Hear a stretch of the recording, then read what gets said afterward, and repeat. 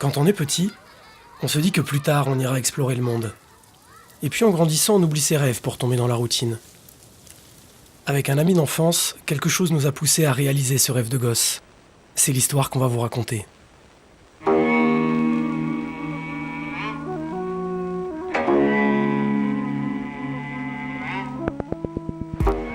Cet été-là, je suis allé voir Marc à New York.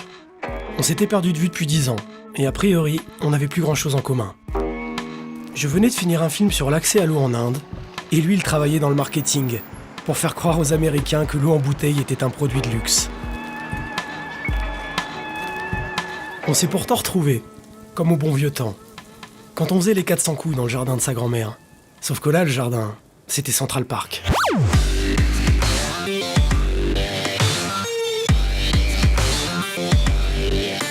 À New York, on a mené la grande vie entre les restos, les soirées VIP et l'appart à Wall Street. Marc touchait du doigt ce rêve américain qui fait courir toute la planète. Pourtant, je le sentais pas trop à sa place dans ce monde superficiel. Alors en partant, je lui ai laissé un stock de documentaires histoire de le remuer un peu. Le genre de film qui passe tard le soir quand tout le monde dort.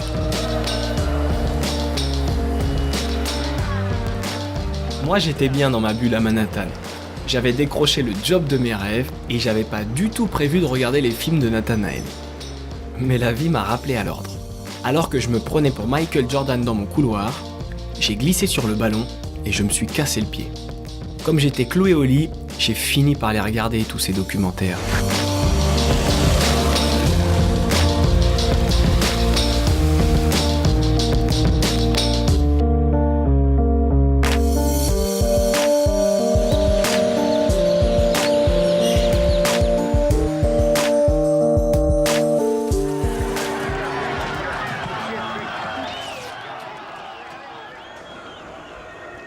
Là, je vous cache pas que j'ai eu un petit peu de mal à retourner travailler. Surtout qu'au même moment, la crise financière a éclaté. Ce jour-là, le monde entier a réalisé que la cupidité de quelques-uns compromettait notre avenir à tous. J'étais maintenant persuadé que ce système était incapable de résoudre les crises qu'il avait engendrées. En vendant de l'eau à Manhattan, moi aussi je faisais partie du problème. Mais qu'est-ce que je pouvais bien faire ? J'ai eu peur de sombrer dans le cynisme ou dans la dépression. Alors j'ai préféré tout quitter pour chercher des réponses à mes questions, sans trop savoir dans quoi je m'embarquais.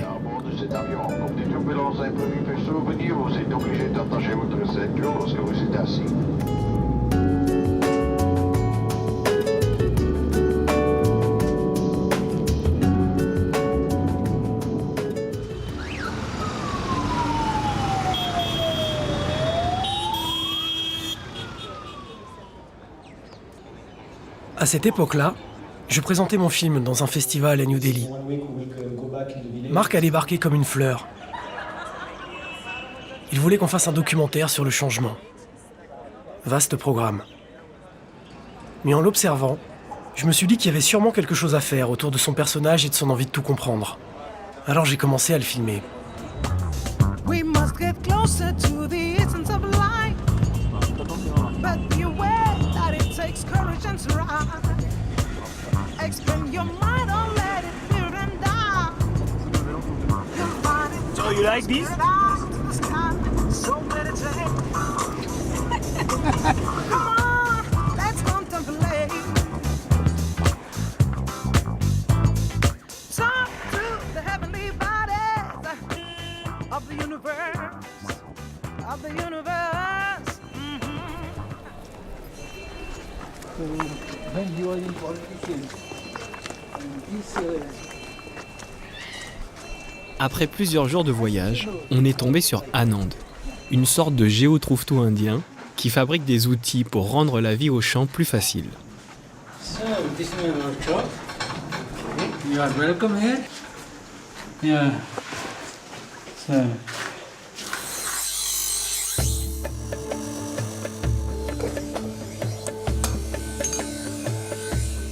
Anand et son épouse s'occupaient de plusieurs ashrams. C'est sûr qu'on était loin de l'entreprise cotée en bourse.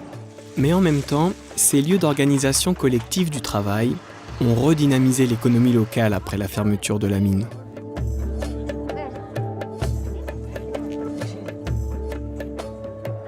Kodak.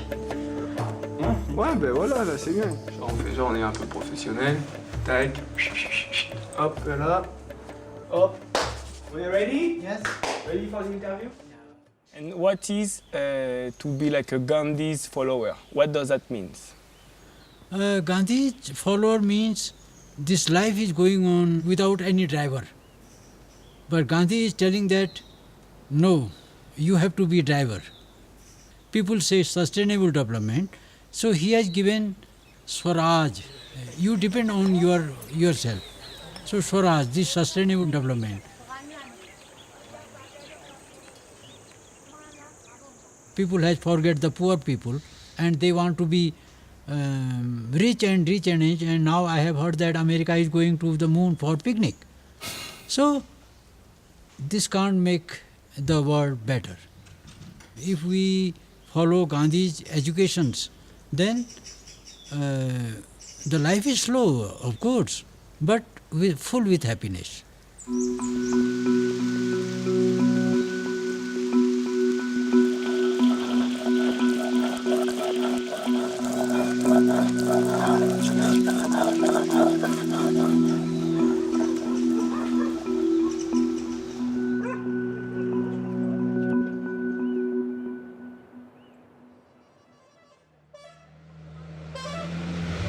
Hey, what were you saying with my head? Very soft. Ce passage chez Anand-et-Préma nous avait donné envie d'en savoir plus sur Gandhi et sa vision de l'économie. Du coup, on s'est inscrit à un séminaire qui s'appelait Gandhi et la mondialisation.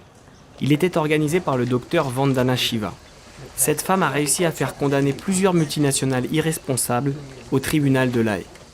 Je l'avais vue dans les documentaires de Nathanaël et j'étais vraiment curieux de la rencontrer. Like I always say, Gandhi for me is like a ventilator.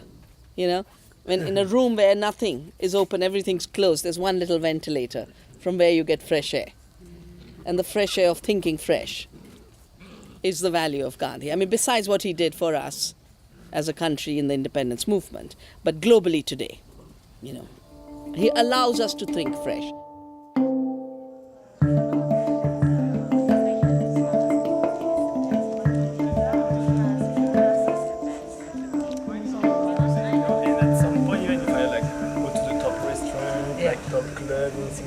Party with celebrities. I felt there was something wrong about exporting water and telling people should not drink the local water, but because it was French, so it was like such a nonsense. Yeah. You want me sitting here? You can see just where you were this But your morning. camera looks this side. Well, you know, I was training as a physicist, and I've actually done a PhD in quantum theory. But I got involved in protecting the forests of the Himalaya, right here, up in these mountains. As a result of that, I started to write about ecological problems. And the Ministry of Environment calls me to do the impact of mining in these hills. I was at that time in Bangalore. And of course, it's my home. I was born here. I do the study, and the mines get closed as a result of our study. And I realized then that with a focus and with dedication, there was so much one could do. And sitting in privileged jobs, isolated from society, you could keep making excuses, but you wouldn't bring the change. So I threw up my job, came back home, started to work from my mother's cowshed, and that's what I've been doing since then.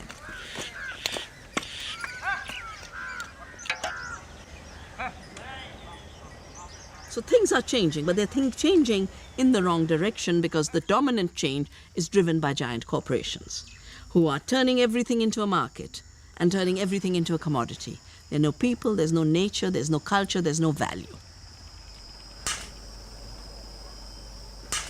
The change we need is a change that helps us recognize that if we continue in this present path of change, humanity will annihilate the conditions for its living on this planet. Climate change is one of those dimensions. Disappearance of food is another dimension. You know, the corporations have a very good agenda of how to destroy small farmers, but they don't have an agenda of how will you get the food when all the small farmers are gone. They don't know how they'll do that.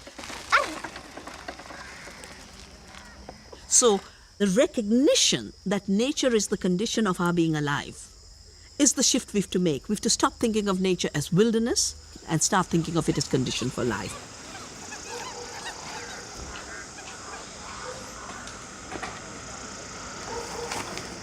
And where do people begin to make a reconnection with nature? With food. First of all, knowing where it comes from and making sure that nature's contributions haven't been abused by corporate greed, which takes all these bounties and messes them up with pesticides, herbicides, genetic engineering.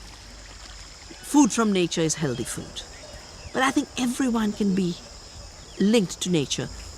If you don't have land, a pot in your backyard, a little kitchen garden, a link with a farmer in your neighborhood. Every one of these are connections with nature.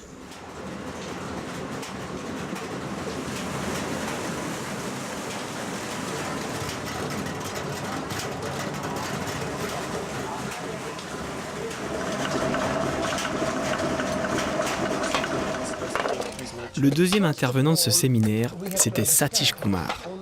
Dans sa jeunesse, il a participé à la réforme agraire de Gandhi, puis il a effectué un pèlerinage de 12 000 km pour protester contre l'arme atomique. Year 2000, I came, there was nothing here, it was about 10 acres at that time. And Vandana Shiva and I together dreamt that this should be a learning center where people can learn about organic farming, about caring for nature, about making compost, and learn about Gandhi and ecology and environment and spirituality and education, all the things which you are witnessing here. It all came out of a dream. So if you cannot dream, nothing will happen.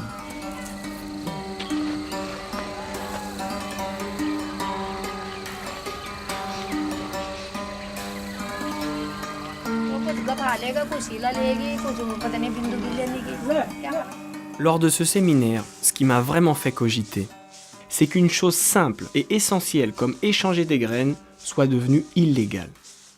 Ici comme ailleurs, les firmes semencières ont fait passer des lois pour interdire l'utilisation des semences locales.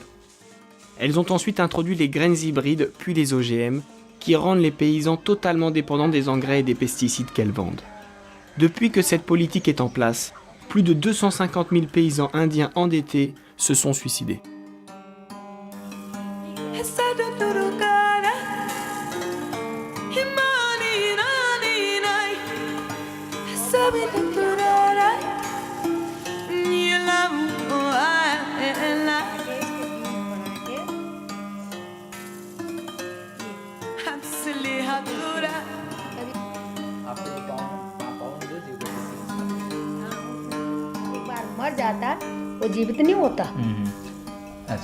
So she's telling a story of 16 years ago when she first came. Vandana was looking for a person who had a good knowledge of seeds, and she was the person with those skills. आज की तारीख में 500 वैरायटी हमारी धान की है. 500 varieties of grain today and 80 varieties of wheat. So the lands in Punjab, for example, they are depleted because of the overuse of fertilizers, and it's also a health hazard for the workers who are working there, because the water is mixed with urea and it affects their skin and it causes problems for them. But here she works right from June to August in the fields here, and since they don't use any of those things, she has no such health problems.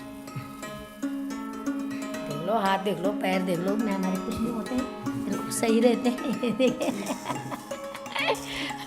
सही रहते हैं.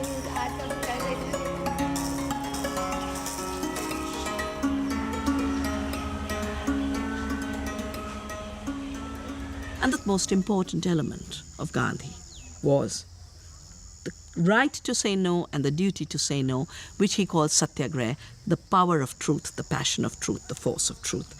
When the British wanted us to stop making salt so they could have a monopoly, he said, we will continue to make salt. We need it for our survival. Nature gives it for free. We will not obey your laws. We have followed that same logic and said, we will not respect patents on seed because you haven't created these seeds. We've received from them from nature. Centuries of evolution by farmers have given these wonderful seeds to us. They can't be patented. We will continue to save them. We will continue to share them.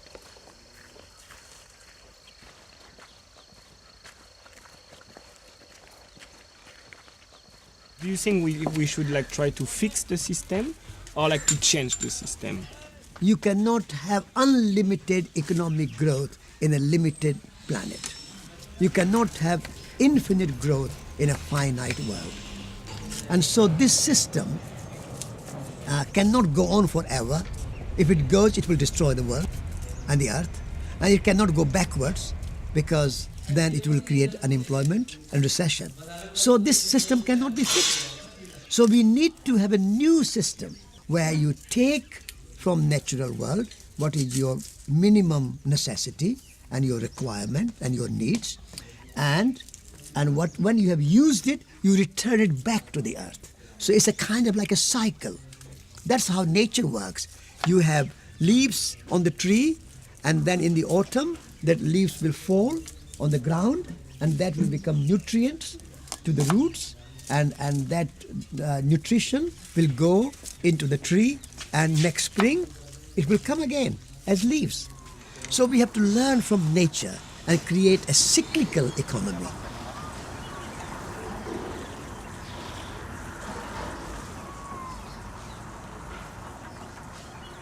We've got in the world the ecology movement, some parts of which does look at how you consume, and very often only promotes green consumerism without questioning the very idea of consumerism. Exactly. You know? That the reduction of our identities to being consumers is part of the problem. And recovery of our identities as creators, producers, makers of things is part of the solution. So, you know, one reason the Shramdan you do is so important is because that's where you start to respect physical work.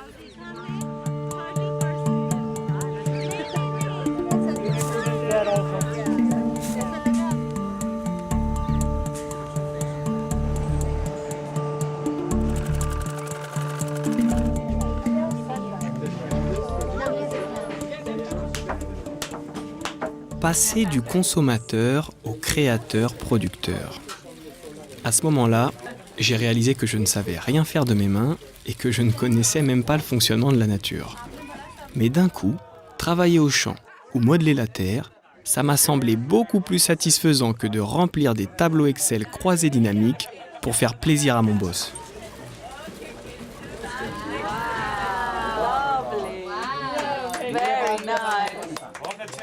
This idea that only corporations can give us livelihood, otherwise we will all die and nothing will happen, is complete brainwashing. Complete brainwashing. Real employer and giver of security and livelihood is land, sunshine, mountains, rivers, rain, human communities, our two hands. We work together. We have plenty. We don't need mortgage to live well. We don't need corporations to give us a few pieces of figures on our computer to make us think that now you have something to survive. You don't eat the figures on the computer. What is money? Money is only an idea. Money is only a plastic card. Money is only a figure on your computer. Money is not the real thing. You don't eat computers. You don't eat figures. Money is a means of exchange. They are not the real security. So people don't need to fear.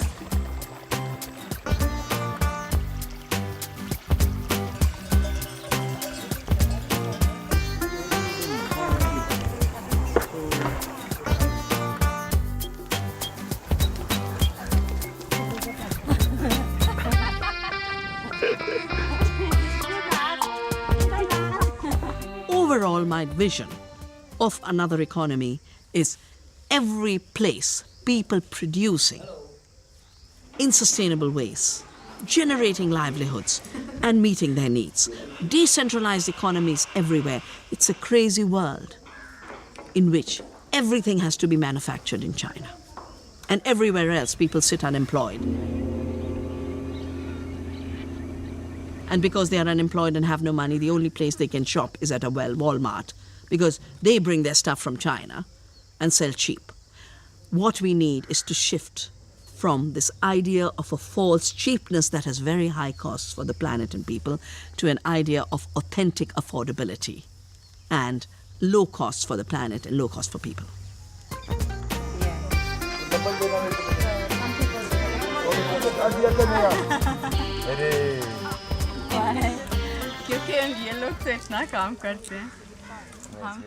Sun is shining, the friends are sitting around, we are chopping the vegetables, the garden is growing food. You have enough, then you are happy. Pleasure is when you want seeking something which you think you don't have, and you want pleasure, you want again, you want more, you are always dissatisfied. Pleasure always leaves you dissatisfied, whereas contentment always brings you happiness. So happiness is when you know that you have enough. Huh? Absolutely. Yeah. Okay? Good, perfect. Thank you. for You are your welcome. time. Hope you're not too late for the No, the train now. not too late, not no? too late, not too late. Well, we got lucky, we got one more talk out of it.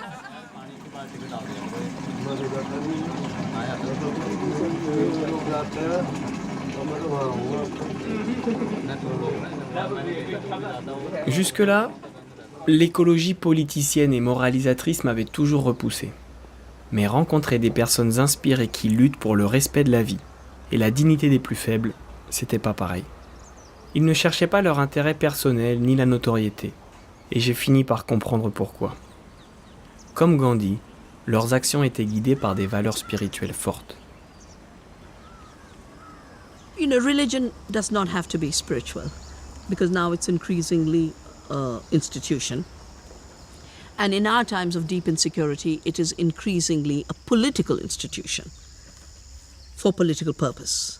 And therefore it's becoming fundamentalist. It's based more on how to hate somebody and less on what to be yourself. Spirituality is about your understanding your place in this universe. And in that process, understanding that you're connected with the rest of the universe, understanding connection, and with it, understanding responsibility. Therefore, spirituality is about deep freedom. Because when you know who you are, you know you're not shaped by a Nestle or a Monsanto. You're shaped by an amazing creation of which you're a part. And to feel a part of that is tremendous empowerment. Because this universe is such a creative force.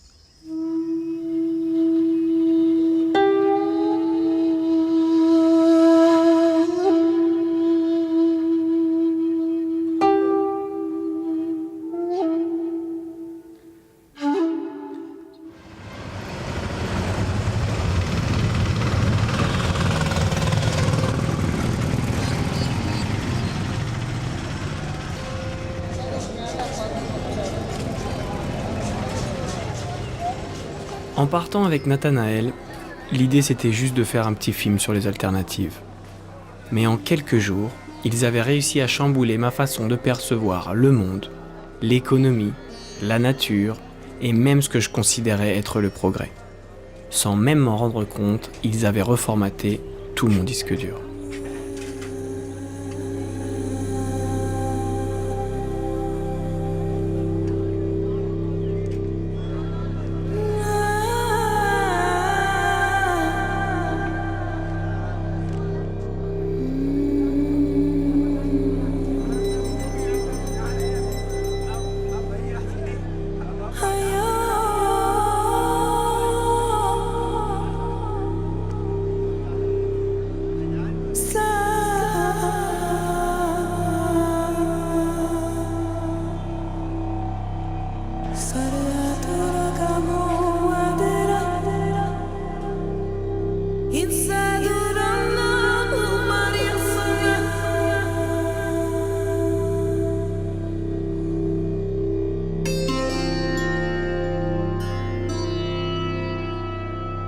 Je n'avais sûrement pas tout compris à la spiritualité orientale, ni même à la vision gandhienne de l'économie.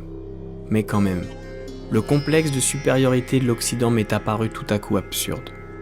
On s'est aveuglé avec le progrès et la technologie, et on a perdu de vue l'essentiel.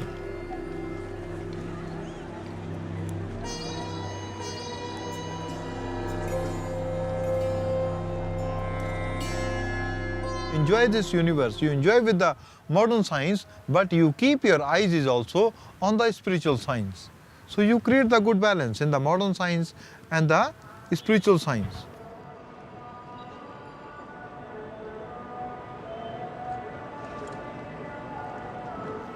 Pleasure you can get from the market.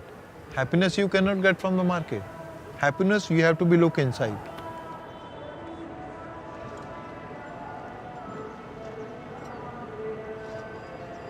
Go deep inside. Spend a lot of time.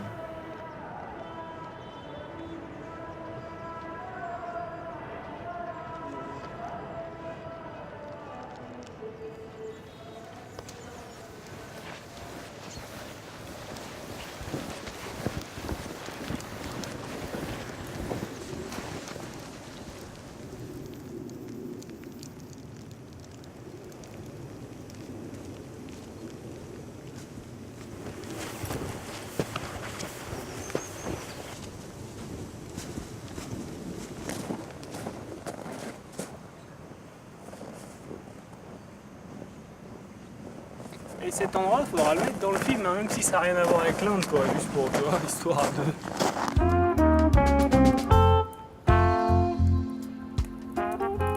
À notre retour, on est parti s'isoler pour regarder les interviews.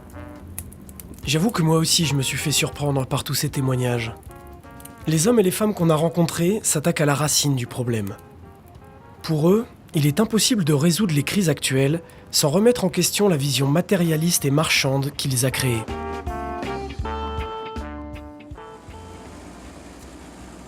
En France, d'autres aussi sont arrivés à la même conclusion. C'est le cas de Pierre Rabhi. Ce paysan philosophe a transformé une terre rocailleuse des Cévennes en une oasis de verdure, grâce à l'agroécologie.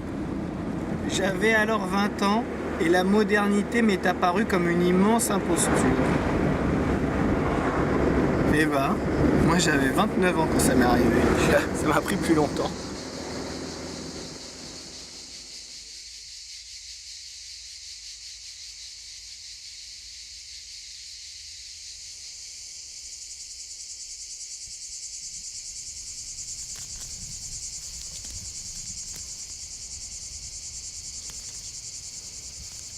La modernité est censée libérer l'être humain, mais en fait, on voit bien que l'itinéraire d'un être humain dans la modernité, de la maternelle jusqu'à l'université, il est enfermé.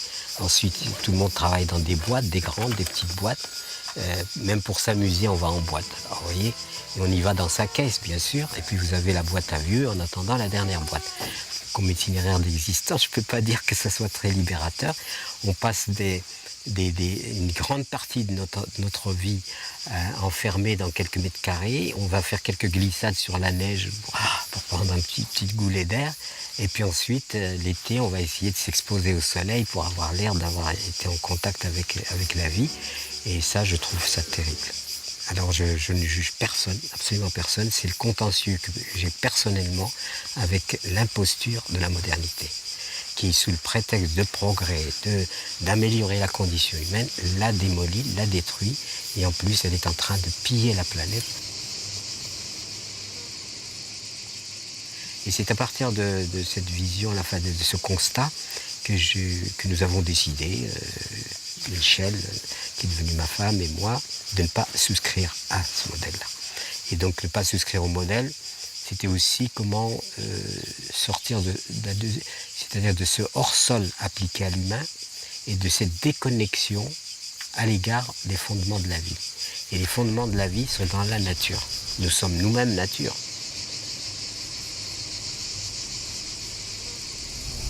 Je me suis donc orienté sur l'agriculture écologique, biologique, et ça a été pour moi vraiment la voie initiatique.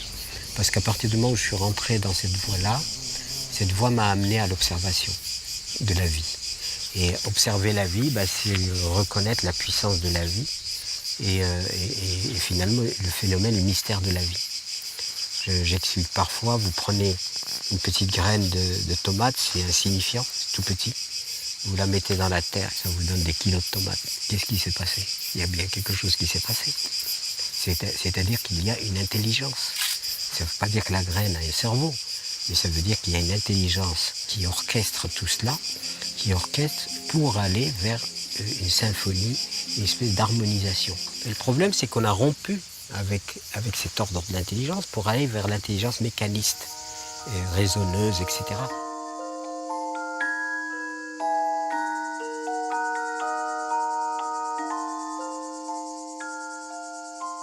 Nous nous auto-proclamons les meilleurs, les maîtres, les dominateurs, c'est-à-dire les propriétaires de la vie.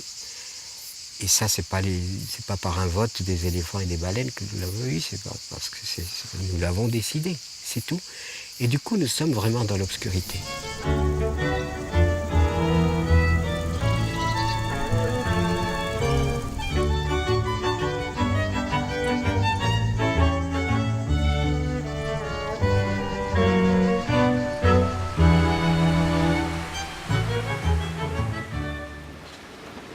Pour Pierre Rabhi, c'est la séparation de l'homme et de la nature qui a conduit à cette marchandisation du monde.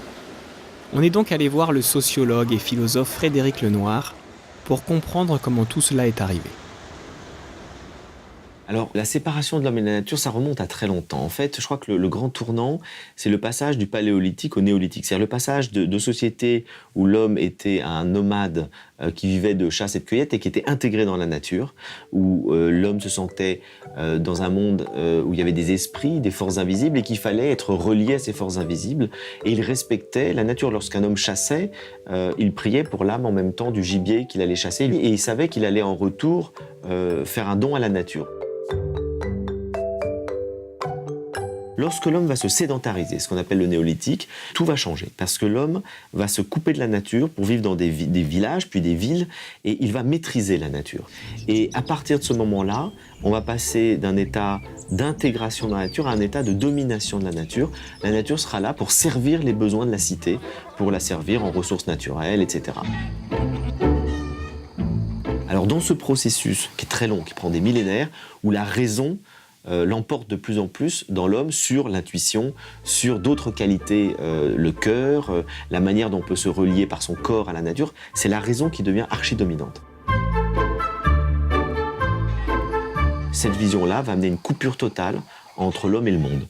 Et on arrive avec le judéo-christianisme déjà à une certaine forme de cette rationalisation très forte, puisque la nature n'est plus un jardin enchanté, ça devient un lieu que l'homme peut, comme dit la Genèse, utiliser, maîtriser, et puis progressivement, ça va devenir pillé.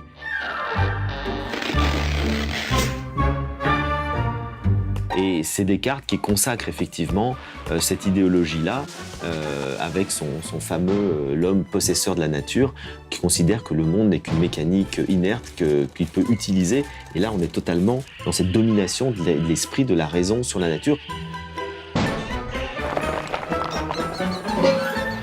Et ce qu'on voit aujourd'hui, c'est finalement la limite de tout ça. Tous les niveaux, sur le plan des conséquences dramatiques écologiques, sur le fait que les Occidentaux ne sont plus reliés à leur corps avec tous les problèmes que ça leur pose, de gestion de leurs émotions, de paix intérieure, etc. Et donc, il y a un désir de retrouver une harmonie avec son corps et avec la nature.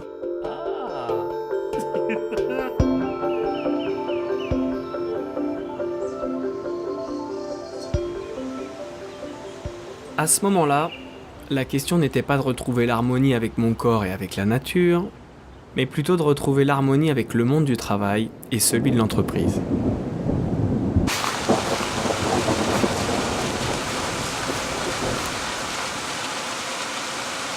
Il y a un petit goût d'énervement là dans le glaçon. Là, la nature est pas contente. Elle est pas contente du tout là. Ah non. Là, on a chié les gars. Mon ancien employeur me proposait un poste dans le développement durable. Sans toutes ces rencontres, j'aurais signé tout de suite. Mais en acceptant, j'avais l'impression de renier tout ce qui m'avait été dit. Du coup, j'étais plus trop sûr de rien.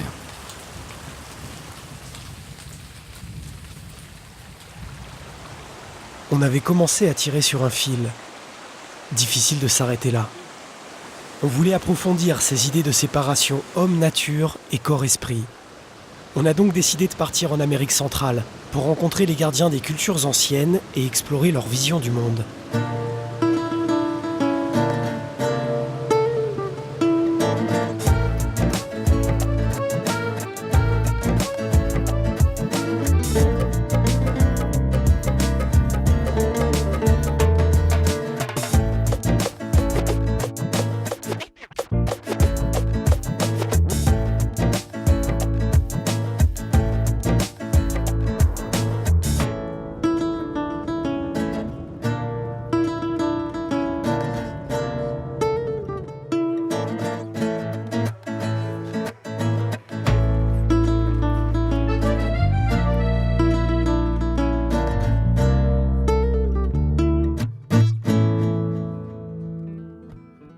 Au sud du Mexique, on a rencontré le docteur Navarro qui nous a parlé des grandes civilisations d'Amérique centrale.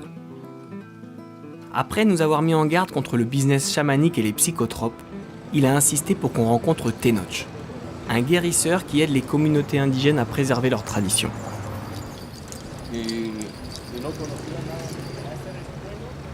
Más que época de crisis, es una época de enajenación, ¿no?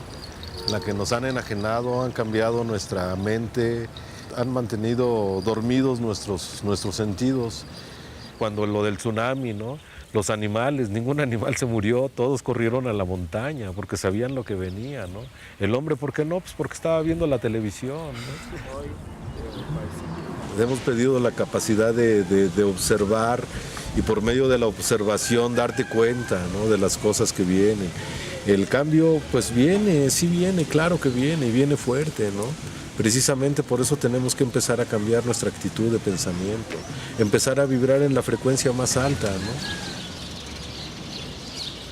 ¿Cómo empezamos entonces a este cambio de pensar? ¿Cómo empezamos este cambio de pensar? Pues dejar de pensar en lo que no queremos. Tu mente no sabe si lo que tú estás pensando lo quieres o no lo quieres. Si lo estás pensando, lo atrae a la materia. Entonces lo único que debes de hacer es cambiar tu pensamiento negativo por pensamientos positivos, ¿no? Si no queremos guerra, tenemos que dejar de pensar en la guerra, ¿no? Tenemos que pensar en la paz. Si no queremos enfermedades, debemos dejar de pensar en enfermedades. Debemos de pensar en salud, ¿no? O sea, es tan sencillo como piensa lo que quieras que suceda en el mundo, en tu vida, en tu acción, en tu palabra, ¿no?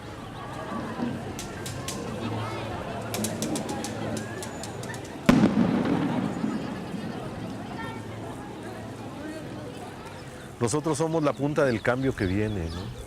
Entonces tenemos que empezar a cambiar nosotros para que el cambio se dé cuando se tenga que dar, cuando ya hayan visto el ejemplo de lo que hace la buena palabra y la buena acción, ¿no? No lastimar, no dañar, ser real, ser honesto, ¿no? Ser realmente quien eres tú, ¿no? Sin falsas máscaras, sin buscar maquillajes, ¿no? O sea, simple y sencillamente como cuando entras al temazcal, desnudarte, ¿no? Pero no tanto el cuerpo, sino tu alma, tu esencia, ¿no?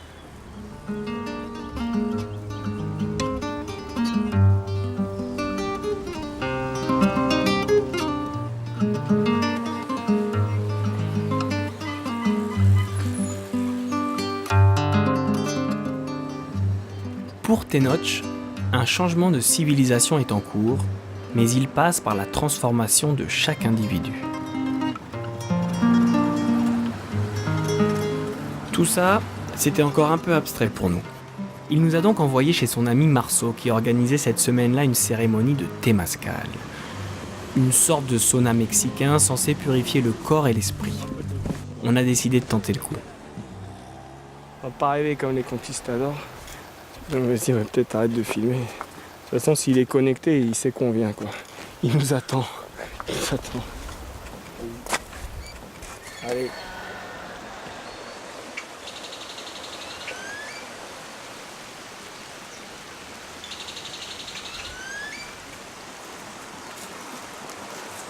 El hombre moderno se separa cuando de alguna forma pierde la visión de que es una unidad con todo, que el mismo ser es una parte integral de todo el cosmos. Si él no tiene identidad cósmica, el ser humano se robotiza, se vuelve un ser mecánico, un ser que actúa por inercia, condicionado totalmente, y no va a aguantar mucho tiempo así. No hay quien lo aguante. Y el fin de eso es la locura. La gente se desquicia.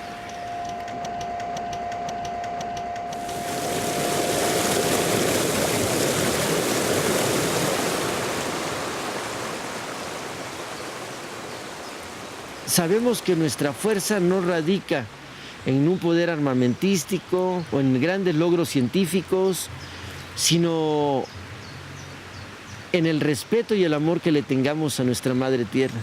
Por eso nosotros creemos en las ceremonias.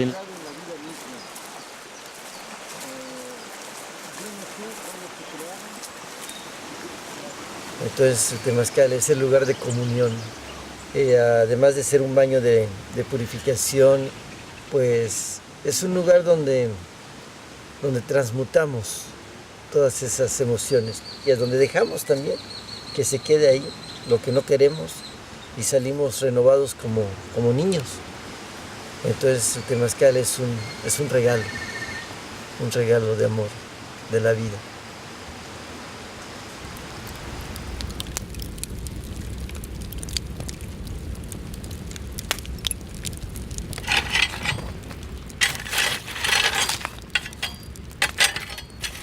Eres el poder en cada uno, somos la danza del sol y la luna, somos la esperanza que no muere, somos el cambio de la marea. L'expérience du Temazcal avait été pour le moins inattendue.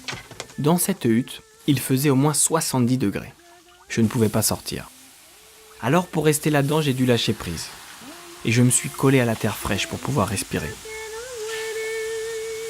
Somos el cambio de la marea, somos el cambio de la marea. Au fur et à mesure des chants, des épisodes douloureux de ma vie sont remontés à la surface. J'ai été confronté à mes peurs et à tous ces arrangements minables qu'on fait avec soi-même et qui nous empêchent d'être intègres. Ça faisait l'effet d'un grand nettoyage intérieur. Avec Nathanaël, on est sorti de là apaisé et joyeux.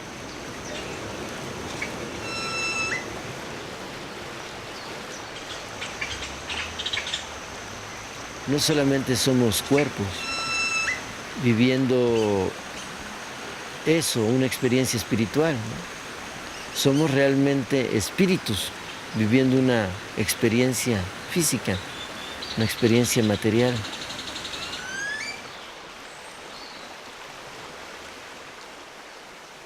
Ok, muy bien. Muchísimas gracias. De nada, hermanito. De nada.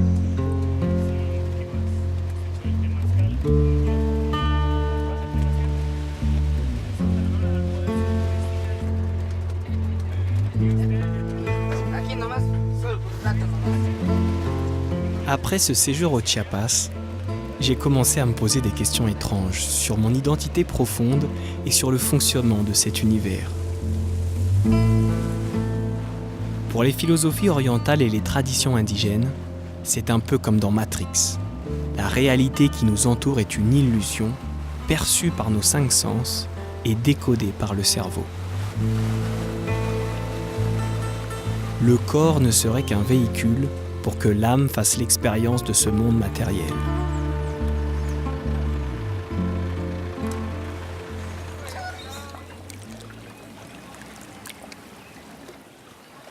Ce coup-ci, notre film était vraiment en train de déraper. Mais ce thème de la connaissance de soi était trop excitant pour ne pas continuer à creuser. On est donc allé voir une mystique pour lui poser nos questions sur la nature de la réalité.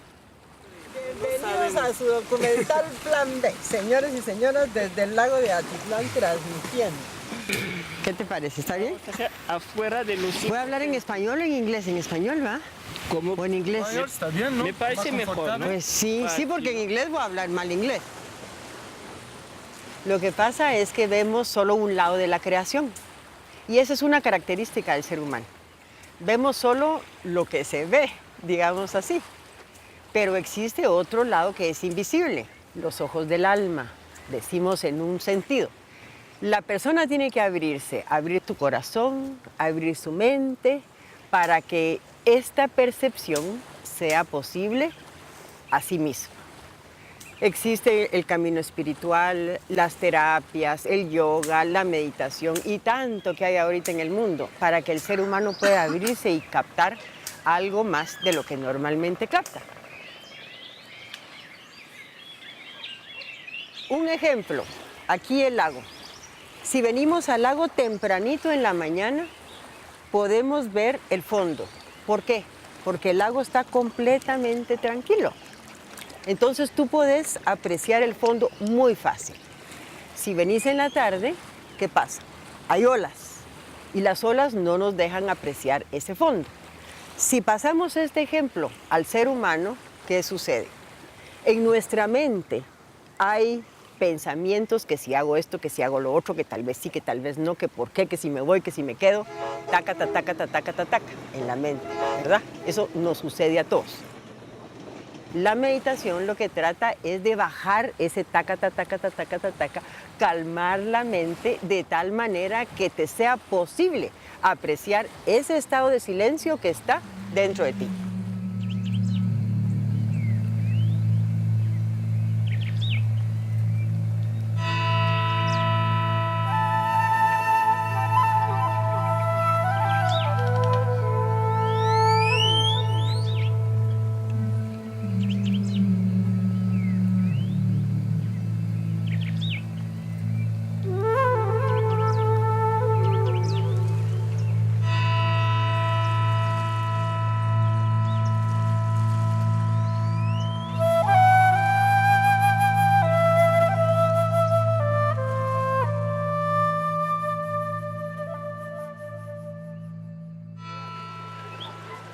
Todos somos uno, no hay división.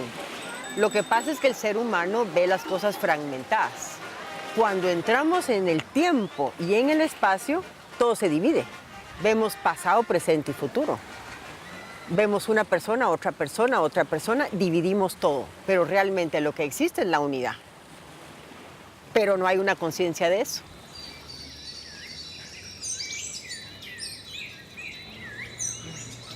On s'est arrêté quelque temps pour regarder ce qu'il y avait derrière le taka-taka-taka-ta. On s'est mis à méditer, à jeûner et à faire du yoga.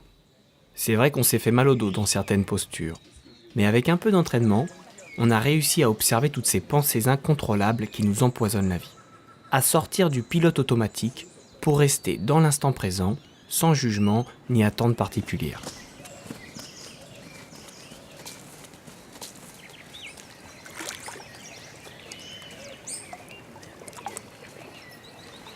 El mar tiene muchas gotas, ¿verdad? Pero si sacamos una gota del mar, en cada gota van a existir los mismos elementos que contiene el mar grande. El mar es esa mente universal que hablábamos, o Dios, la energía. Ese pedacito de Dios está dentro de cada persona. Dentro de ti, dentro de usted, dentro de mí, dentro de todos, ¿verdad? Nuestra misión es unificarnos con ese pedacito.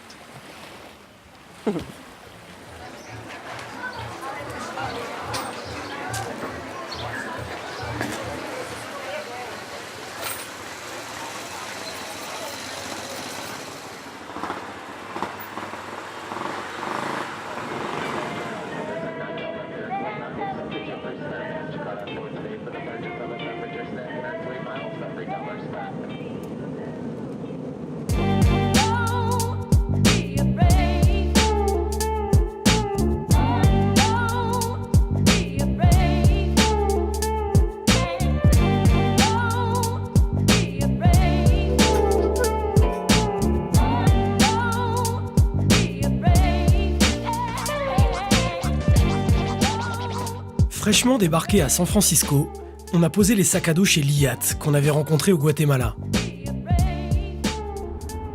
Notre esprit encore un peu cartésien avait besoin de confronter les enseignements des sagesses anciennes avec la compréhension scientifique du monde. On a donc profité d'une conférence pour aller rencontrer l'astrophysicien Trinh Xuan Xuan et lui poser quelques questions.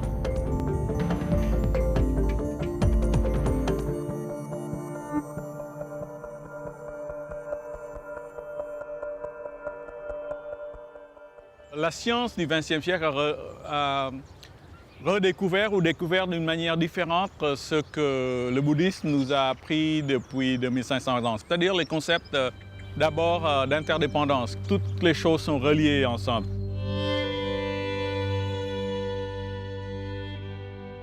La science, depuis la fin des années 50, nous a appris que nous sommes tous les poussières d'étoiles, nous sommes tous les enfants des étoiles. Donc en fait, tous les atomes qui sont dans nos corps, en fait, sont fabriqués par la chimie nucléaire des étoiles. Et donc sans les étoiles, nous ne sommes pas là pour en parler. Donc nous sommes interdépendants des étoiles et du cosmos.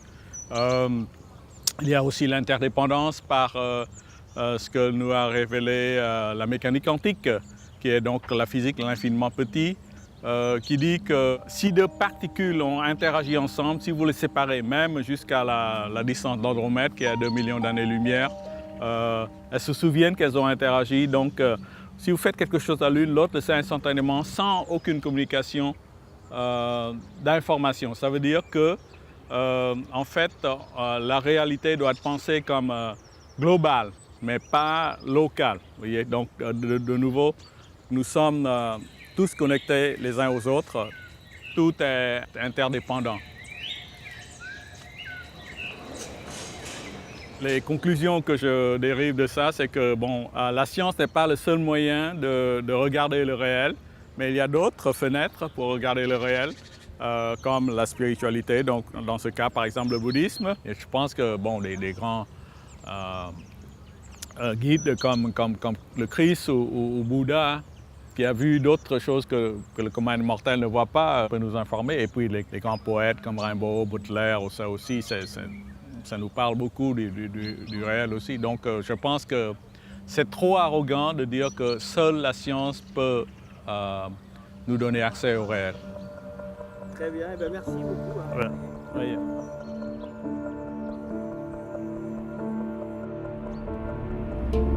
Si la science confirme que nous sommes tous interdépendants, la destruction des écosystèmes, les guerres ou les famines paraissent d'autant plus absurdes. Près de San Francisco, l'Institut de sciences noétiques étudie depuis 40 ans les mystères de la conscience humaine. Cassandra Vieten, la directrice de l'Institut, nous a ouvert une nouvelle perspective. We're not feeding everyone in the world because there isn't enough food. We're not feeding everyone in the world because our limited consciousness hasn't come to a solution that allows us to do that makes it a necessity to do that. So many of the problems that we are facing as a species on this planet are grounded in limitations in our human consciousness. Inequity of resources, violence, war, climate change. They spring from the way we view the world.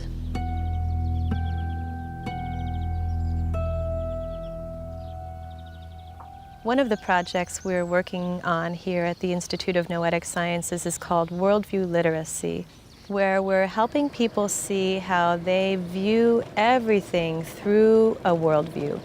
It's almost as though they're looking through a pair of glasses. And their worldview arises from many factors, genetics, culture, religion, how they were raised, what they've learned in school, the experiences they've had in their lives. And most of us are not aware of the worldviews we're holding. We think they're just the truth.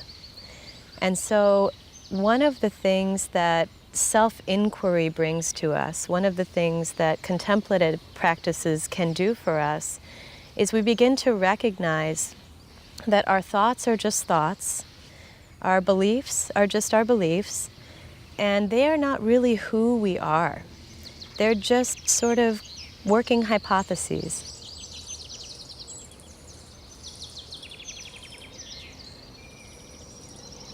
So you may be, for example, sitting in meditation and find out, wow, I really see the world as a dangerous place, and that's been influencing everything since the time I was a little kid.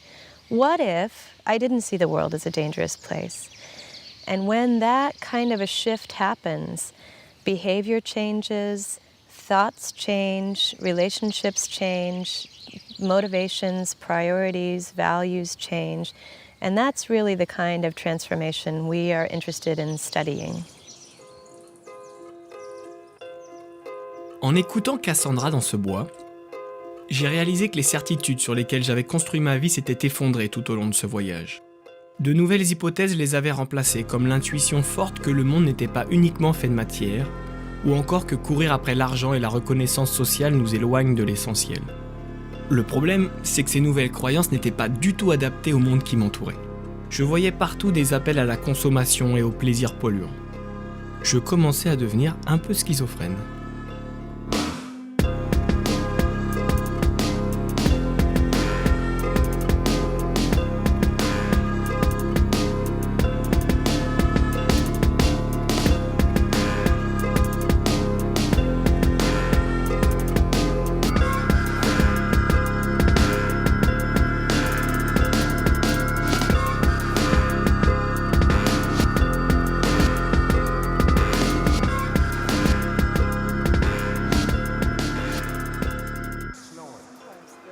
Il fallait aller consulter un spécialiste.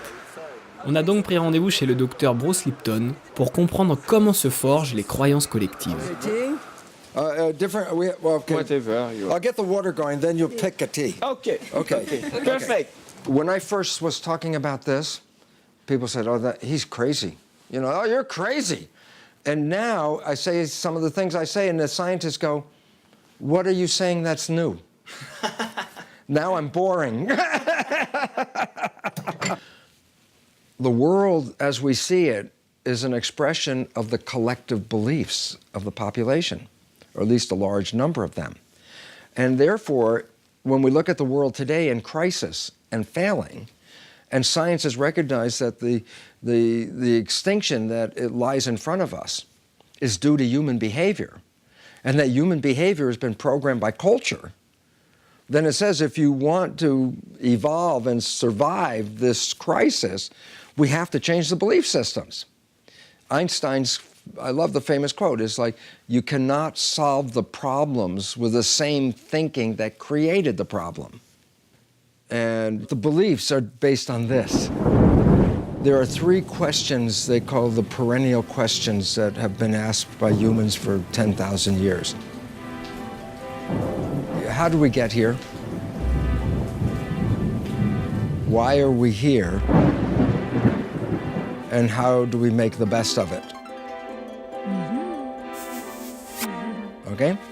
The answers to the questions, when a population accepts the answers from some individual or some organization, they also make that individual or organization the truth provider for the rest of the questions of life. The church said the spiritual world is primary. But science, especially after Isaac Newton, said you don't need to have a spiritual element. It's just the physical world. It's like a clock. It's a machine. So when science took over, it was after Charles Darwin, because Charles Darwin provided the answers to the questions. As we got here through random mutations, why are we here? No reason at all, because it's an accident.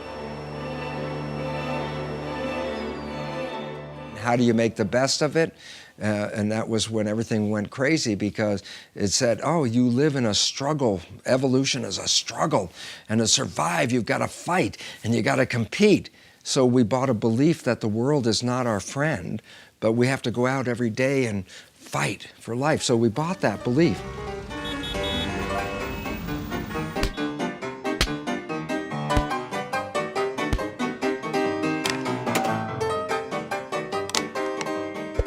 That's the world we live in today. The belief of a material world, spirit's not really relevant, and that we're in competition to who's going to win and who's going to die. Those beliefs have now changed because the leading edge of science has new answers. So we didn't get here through random mutation. We got here through what are called adaptive mutations, the ability of an organism to fit the environment. And so every organism was part of a collection of a whole. There was no individual organism showing up. They were all created to fit into the structure of the environment, the biosphere. So we had a purpose. We were here to bring harmony to the environment. And because we haven't done that, we are now risking our lives. So the evolution is pushing us to the next higher level, to recognize that we are all one.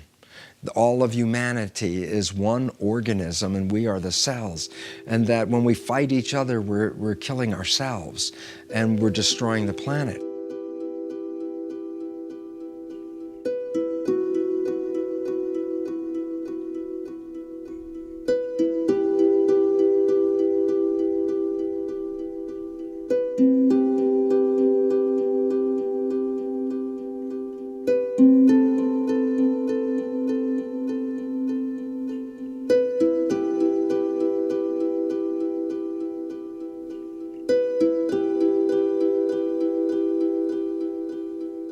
Every time the answers change, the previous civilization ends and a new civilization begins, built on a new truth and a new belief and a new way of life. So when the new science enters into the public, then the public will have a new direction and way to go.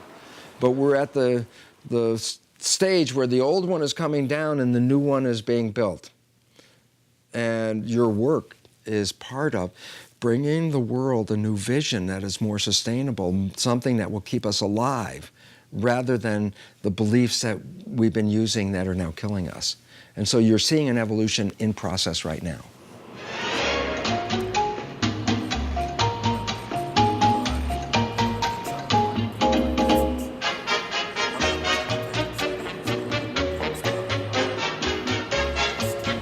Finalement, les activistes, les chamans ou les scientifiques que nous avons rencontrés parlent tous de l'arrivée d'une nouvelle civilisation, consciente de son interdépendance et plus en phase avec la vie. Cette nouvelle histoire, la famille d'Airways que l'on avait rencontrée en Inde avait commencé à l'écrire.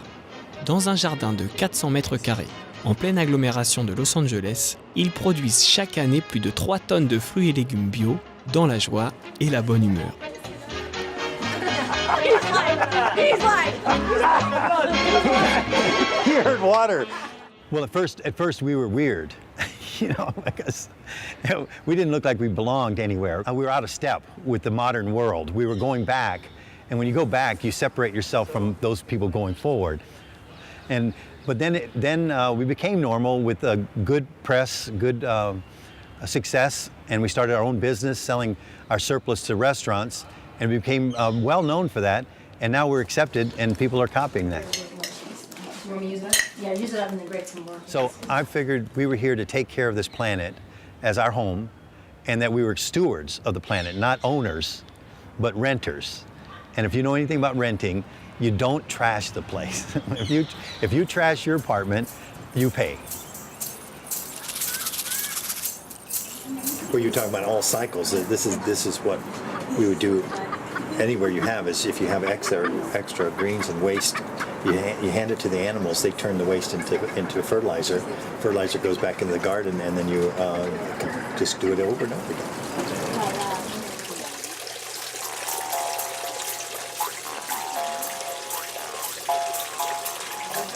We take our gray water, they call it in the States. Working with nature is one of the hardest things because man wants to control nature. They want to dominate over nature and tell nature what to do. And they say the worst mistake a gardener can make is to think he's in control. And the hard thing was to let go and see if you can work in harmony with nature. It was hard, okay? But hard, it doesn't mean bad. Yeah, I'm an Aries. 21st of March, I'm Aries. I do another. We have to teach her. I feel that the hope is in the individual. Not in you don't hope for the government, and you don't hope for the corporations because they got their own agenda. and you can't pierce their agenda, but you can go inside your soul and see what you can do as an individual. And in this day and age, we are empowered. We're not ignorant, and that gives me hope that some people will see this as a solution, living the solution, not thinking it, not talking it, but walking and living the solution.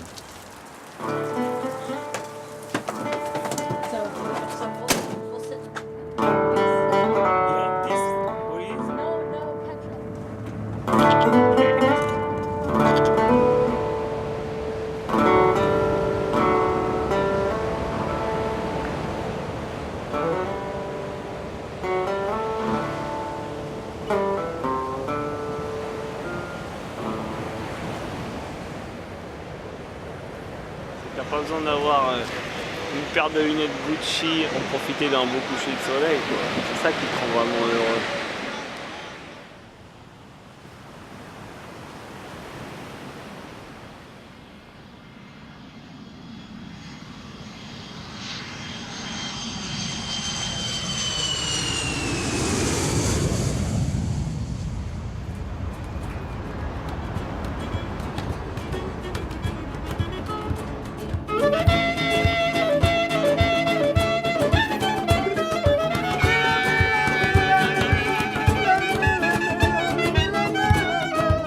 Avec Marc, en rentrant, on était vraiment persuadés qu'un changement était en marche. Un peu partout sur la planète, des citoyens aspiraient à ce nouveau monde.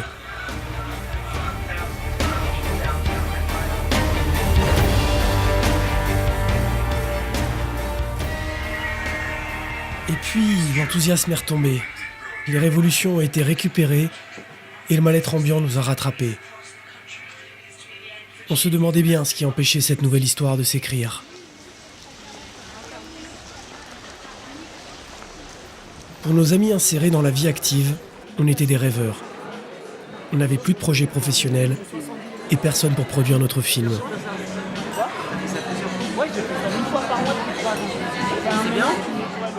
On s'est sentis décalés.